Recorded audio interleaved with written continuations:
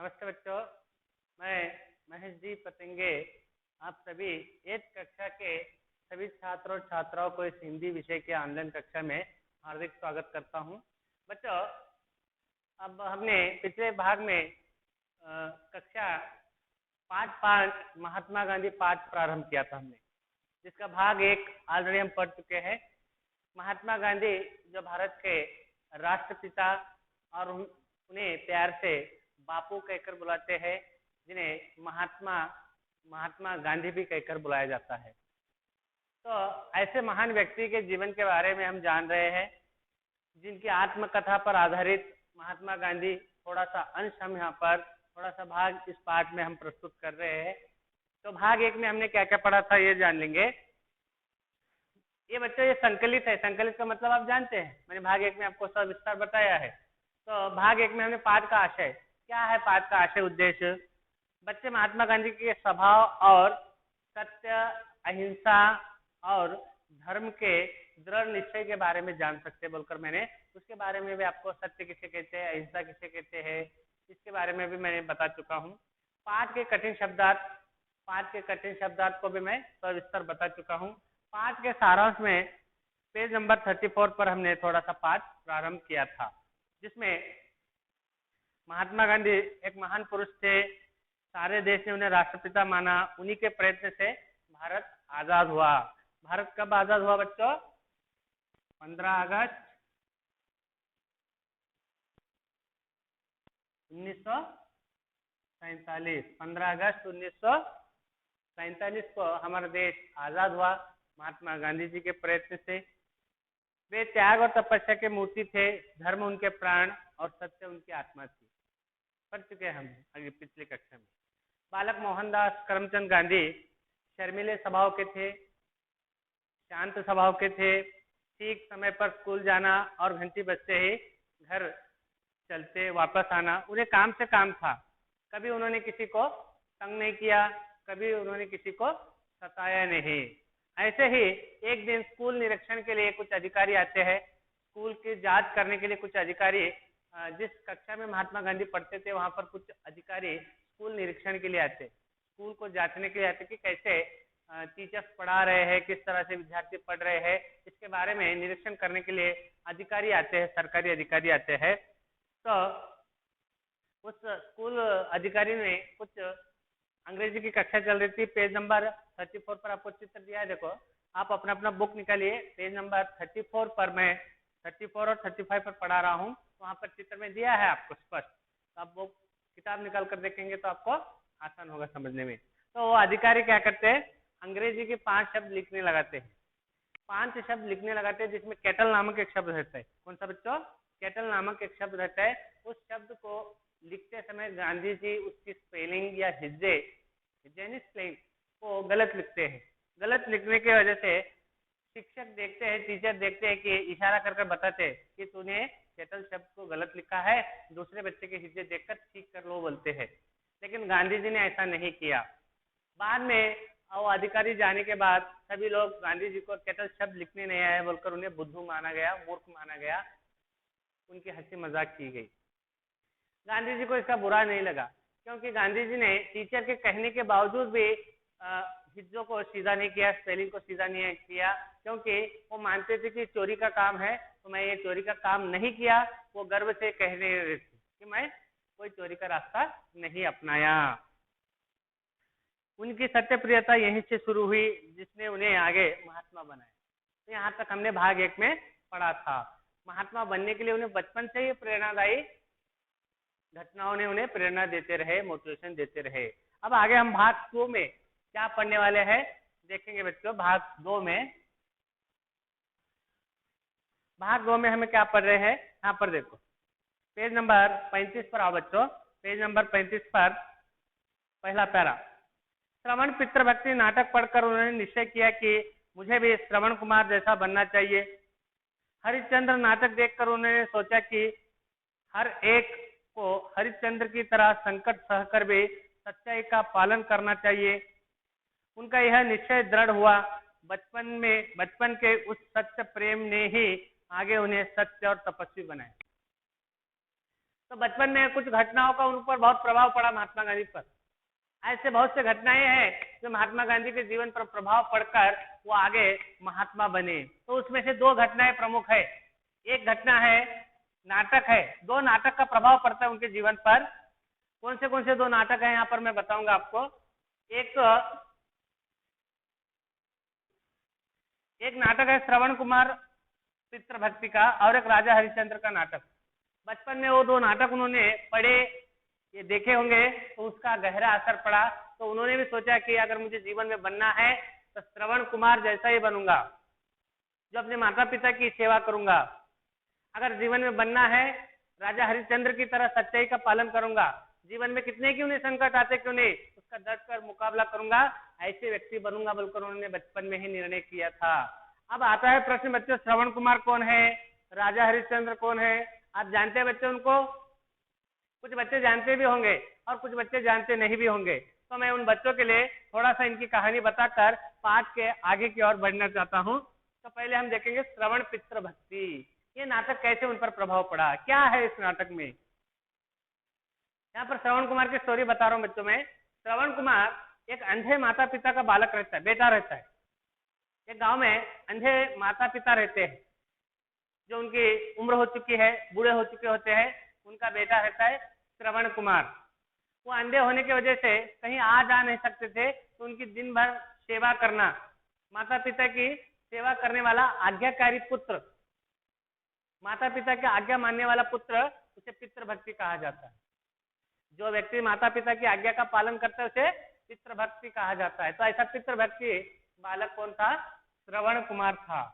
तो श्रवण कुमार एक दिन ऐसे ही माता पिता की सेवा करते करते माता पिता उससे एक इच्छा जाहिर करते कि हमें तीर्थ यात्रा करनी है, 4 धाम की तीर्थ यात्रा करनी है, भगवान के दर्शन करने हैं, लेकिन हम अंधे हैं, चल नहीं सकते, बूढ़े हैं, तो हम कैसे यात्रा कर सकते हैं बोलकर बात करते हुए श्रवण कुमार सुन लेते हैं।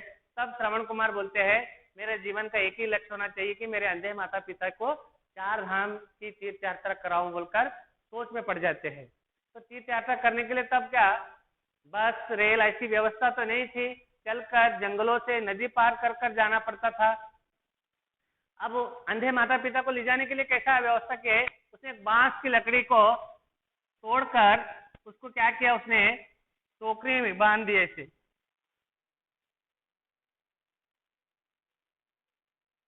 इस प्रकार से उस बांस की लकड़ी को 2 प्रकार से टोकरी बांध दी। टोकरी में बांधकर इधर एक माता पिता को बिठाया और अपने कंधे पर लेकर चलने लगा। कौन? श्रवण कुमार। श्रवण कुमार उन्हें कंधे पर लेकर जाने की तैयारी किया। कहाँ पर? ऐसे ही व्यवस्था कर कर उस अंधे माता पिता को ऐसे कंधे पर लकड़ी से बांधकर नीचे 2 टोकरी में उनको बिठाकर श्रवण कुमार कंधे पर लेकर जंगल नदियां पार करते करते हर एक तीर्थ यात्रा माता पिता को कराते कराते वो आगे बढ़ रहा था। तो उसी समय एक घटना होती है। एक दिन माता पिता को प्यास लगती है, रास्ते में चलते चलते, तो एक वृक्ष के नीचे, एक पेड़ के नीचे उन माता पिताओं को बिठा देता है।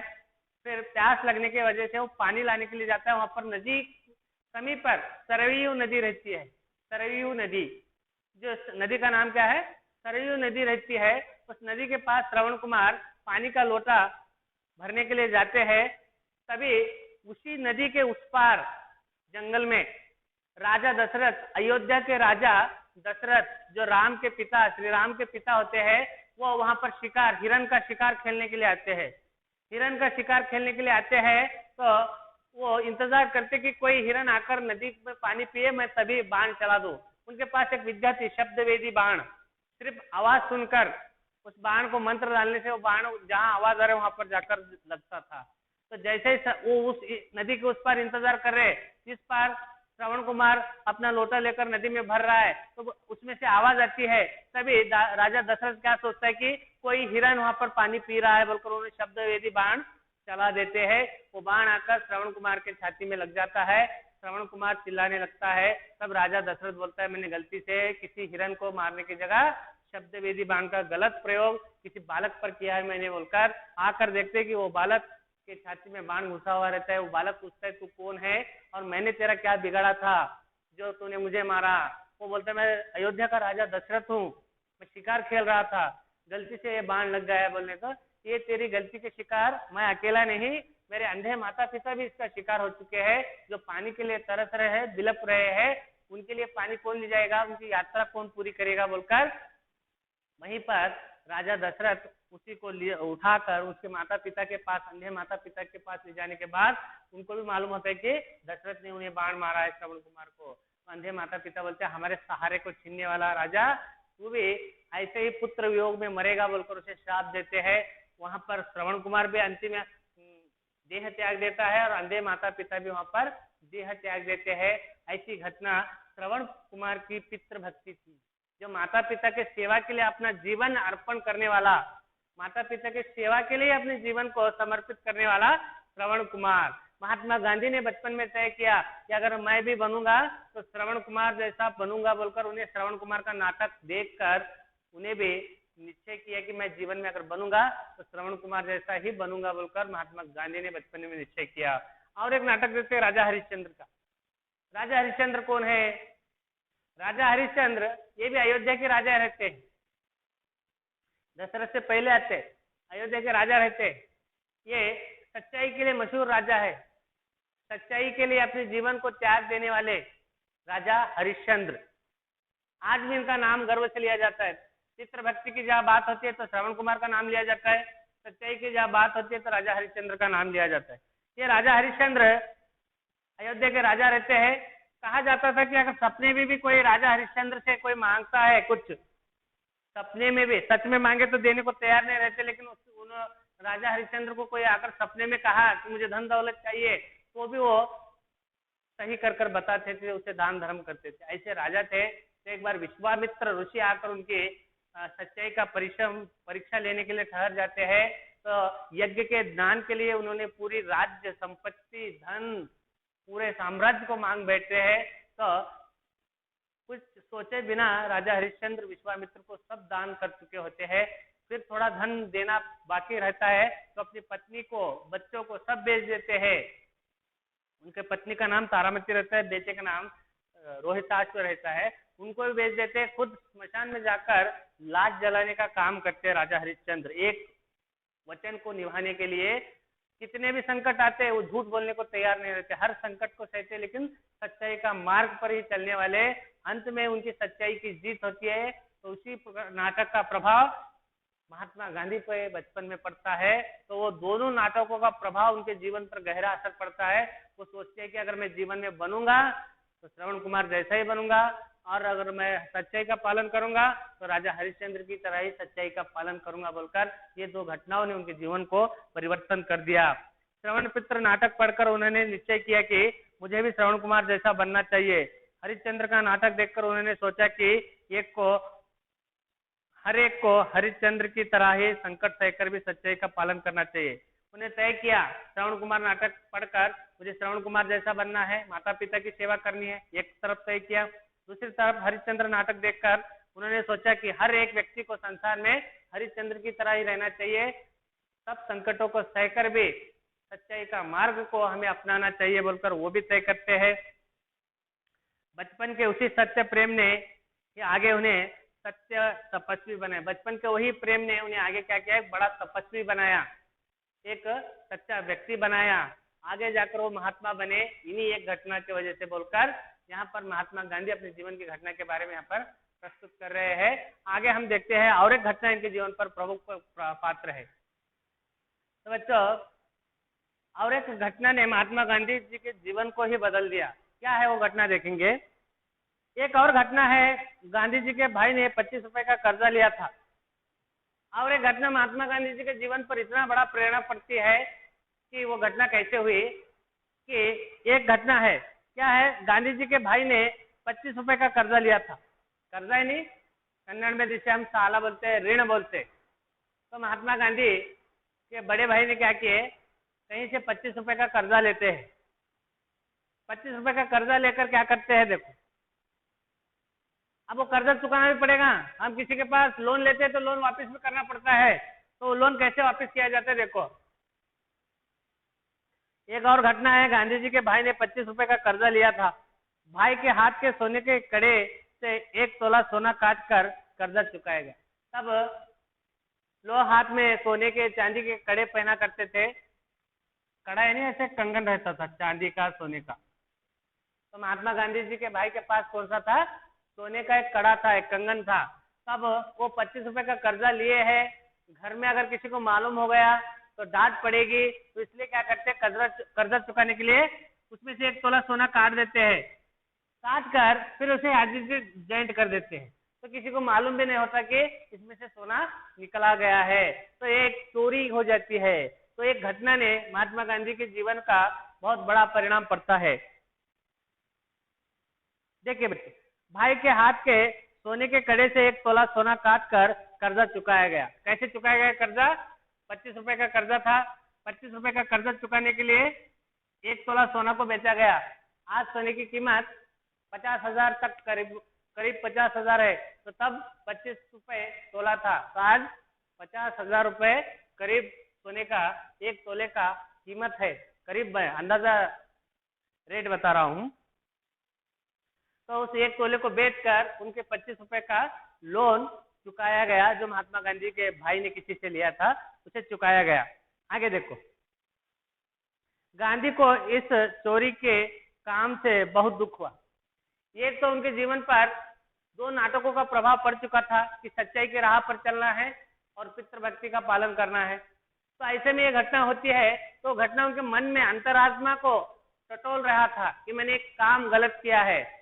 अपने माता पिता को बताए बगैर अपने भाई के कड़े में से 1 तोला सोना बेचा है, 25 रुपए का कर्जा चुकाया है। ये बात उनके मन में कांटे की तरह चुभ रही थी।